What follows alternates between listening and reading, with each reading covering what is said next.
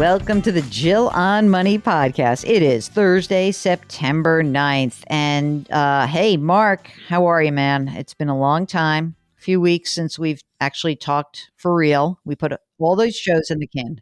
August 12th, almost a full month, man.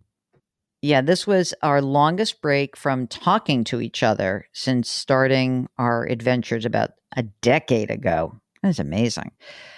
So we are rejuvenated from our time off, and I am really I'm psyched. I'm psyched. You know, Mark, this is also New Year for our Jewish listeners. I being one of those Jewish people, so it's Rosh Hashanah, and so Happy New Year to everybody who's celebrating that. But it's also sort of the beginning of an academic New Year.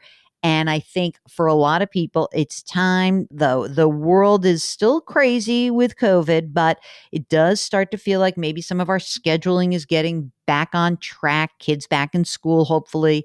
A lot of businesses are back in person, but it doesn't really mean anything unless you got your head on straight and ready to sort of get into your routines. So I want to help get you into your routine. And one way that you can do that is to really focus on a few things that you can help yourself do to make you feel better about your life. Now, I can't ride the bicycle for you. I can't go running for you. I can't watch your diet, but I can. And Mark and I can do this together, help you with your financial life. So if you have a question, and it can really be anything remotely financial, all you need to do is to send us an email. It's askjill@jillonmoney.com. Or if you're on our website, jillonmoney.com, hit the contact button. That's all you have to do. It's so easy. Shannon, she is starting us off. And Shannon says she and her husband are 45. They've got a mix of retirement vehicles. We will both have a state pension defined contribution plan with a current value of $225,000. He's got some money in a deferred comp. She's got a Roth. So he's got 75 grand in a 457 plan. She has 80 grand in a Roth, and they contribute the max every year. He's got a rollover at $125,000. When we rolled his old 401k into the IRA about 5 years ago, we didn't feel like paying the taxes to convert to Roth. Boy, she writes, wish we had done that. It was only $55,000 at the time, so it would have been a much more manageable tax bill. We know Roths are the way to go. We believe taxes are only going up, and it would behoove us to convert. I'm not sure how to go about it. You ready, Mark? We got to think about it. Shannon says, I've been taking on more consulting work. We're now in a position to start fully funding a Roth for him. So you ready for your three choices? We've got A, B, and C. A, should we just forget the existing traditional, open a Roth for him and fully fund it every year and just call it tax diversification? That's A. Here's B. Should we convert it a little bit at a time using the $6,000 per year to do it slowly in lieu of sending that $6,000 a year to the Roth? We could use it to just convert it, but it would be slow. Should we convert it all at once and have them withhold a percentage, 25% for the taxes? They do have a 6-month emergency fund. She doesn't want to spend it to do this. She says, part of me wants to just do option C and get it over with. Yes, rip off the Band-Aid. Urgh. That would be so horrible, though. I don't know. The temporary hit will take years to recover. I'm not sure how to find the break-even date on the scenario. Yeah, I just need you to tell me that this is a good idea and which way to do it. Mark, which do you want, A, B, or C? So they didn't tell us how much they earn, but let's just pretend they're both sort of, they've got just, I'm saying 45 years old. I'm going to guess that they are in the 22 or the 24% tax bracket, highest tax bracket. Okay. So should they forget the existing traditional and open a Roth for him? Should they convert a little bit at a time or convert it all at once? Remember that the rollover IRA is $125,000. So that would pop them into a much higher tax bracket. So I think I'm taking C off the table. We're not doing it all at once. Yeah, so you're not going to be able to do that because most places aren't going to withhold the tax, and we're not blowing out of your emergency reserve fund. So now we've narrowed it down, A or B. Forget the traditional and open a Roth for him, or B, convert a little bit over time. Again, the IRA rollover is $125,000. Okay, Mark says that converting a little bit at a time is probably not going to be worth it because $6,000 a year is just not going to be enough. So Mark thinks forget the existing traditional and open a Roth for him. And I think that I agree with that. I also think that maybe that if anyone else is listening to this, that when you have, in the tens of thousands in a rollover, this is really, and it always hurts a little bit to think about this, but this to me is like the quintessential problem. And that is that, you wait and then the thing is growing. So I agree. I think just like, let's move on. Let's just fund the Roth and move on. And if for some reason you have a year where your taxes are lower or you have some windfall, maybe you can start converting some of it, but don't go crazy. Okay, Trey. I like that nickname, Trey. Is it so-and-so the third? But anyway, the guy's name is Trey. I'm a devoted listener forever. Okay, Trey has a trust and inheritance planning question. My father, who is 83, owns a small commercial building. It needs a lot of renovation and repair. He owns the building free and clear. He's asked me to partner with him on the renovation, upgrades, and costs. The renovation costs $500,000. The building brings in about $3,500 a month in rent.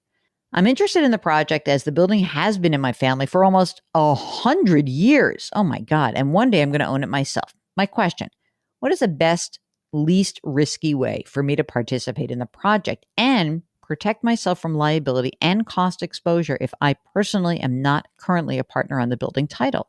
I am an only child. The building, which is worth about $1 million, along with $250,000 in liquid assets, is set aside for me in a trust. The building's in a trust, and so are these assets. Okay.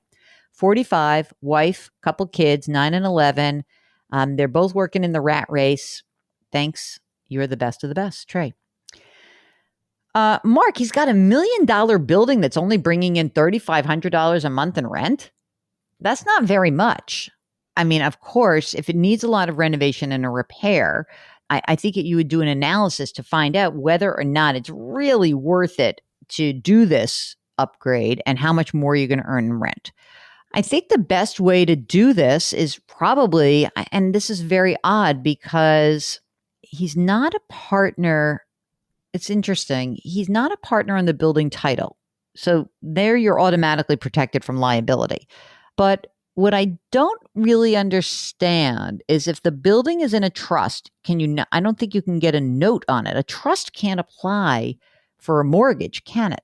I don't think you can. And I know that you want to keep this building in your family. If it's been there for 100 years, that's all well and good. However, I am still a little concerned that this is a big investment. And the way that most people would take $1 million building is they'd leverage it. They'd borrow the money needed. They'd get a construction loan and have it against this hard asset, the building. I don't want you to do anything personally to do it. And I don't think your 83-year-old father should do it. For those listening, when you have rental property, even if it's in your family for all these years, it's all well and good. But, it's an asset. Let's not get so attached to these assets. What if it's better to sell it? Maybe you'd rather have the $1 million and be liquid.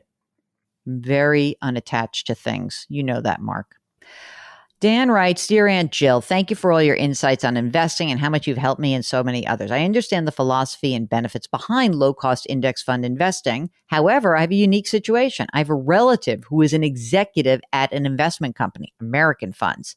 And as a result, I'm able to invest in any of their managed mutual funds without paying any commissions, fees, or sales charges. If you were in this situation, would you still invest in low-cost index funds? Or would you go to American funds? That's fine. I think that the Growth Fund of America is a great fund.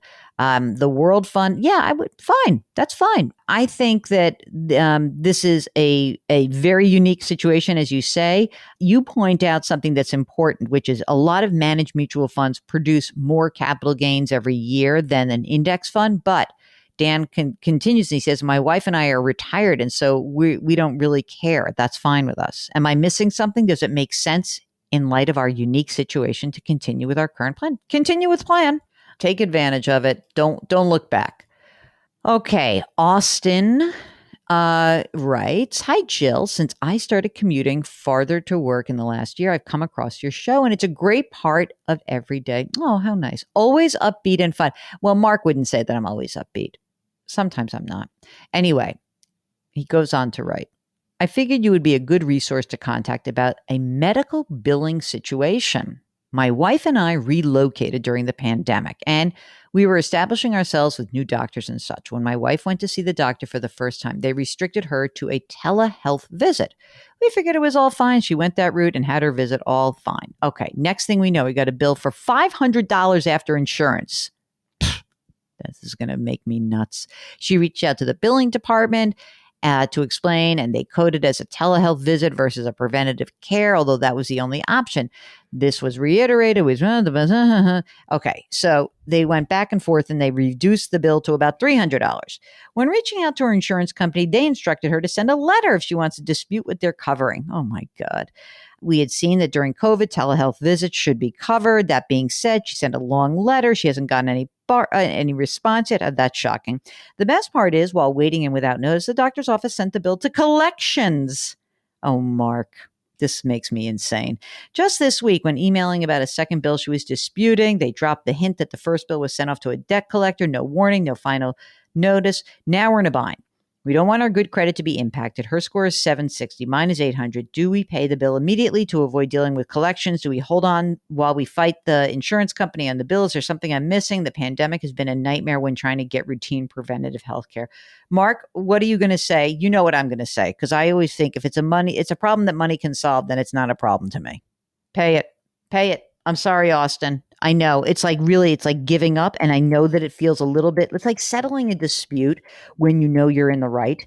You just pay it because your time and your energy is better spent moving forward. And now you're never going to make this mistake again. Do not leave doctors' offices without understanding things. By the way, ladies and gentlemen, I just had this recently.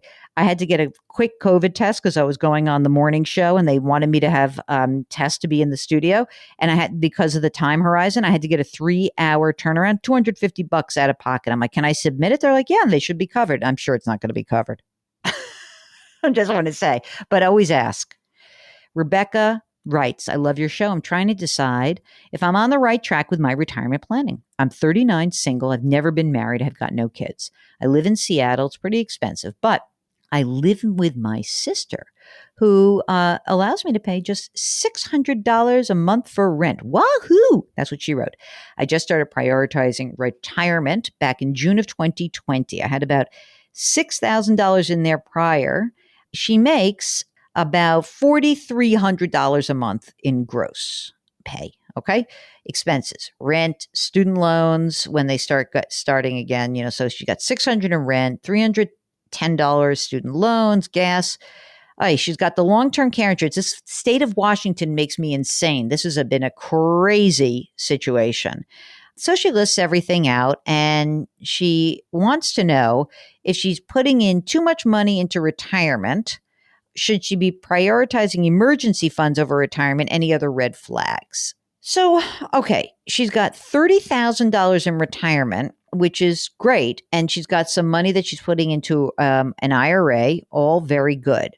And then it looks like her savings account is probably a little light. So what I would do is whatever money you have, I think it would be great for you to split it between emergency funds and retirement. That's what I would say.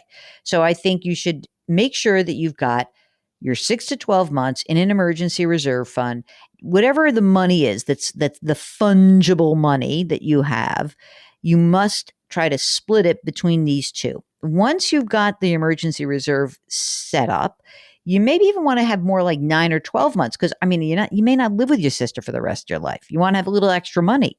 And then I think what you should be doing is plowing money into retirement. I know it seems like you're going to have a long way to go, but you're doing a great job. And, you had $6,000 a year or so ago, and now you've got $30,000. So that's great. So just to put it in perspective, she has an IRA, a retirement account through work, and a 403b. So all of this looks good to me. Mark, do you see any other red flags?